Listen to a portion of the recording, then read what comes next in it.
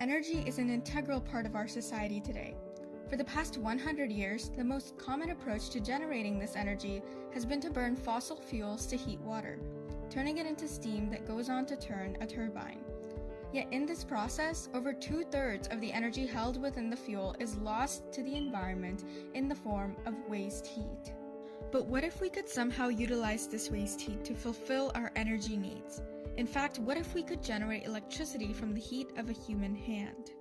Thomas Seebeck was the first to discover this strange electrical phenomenon in 1821 after observing an electromagnetic force between two metals at different temperatures. Over time, more materials with the ability to conduct electricity well but thermal energy poorly were discovered and came to be known as thermoelectric materials. They were characterized using a figure of merit system called ZT. The higher the ZT, the more efficient the material.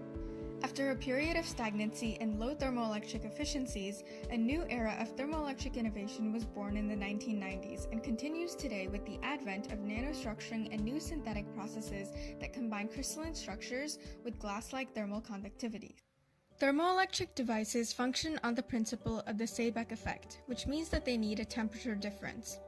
When thermoelectric materials are exposed to heat on one side and cold on the other, an electrostatic repulsive force or voltage is produced by the movement of charged particles, such as electrons and holes. In order to maximize this voltage, scientists conduct processes such as doping. This is when a small impurity of an element is introduced to initiate extra charge carriers. Thermoelectric generators, or TEGs, are composed of units called unicouples.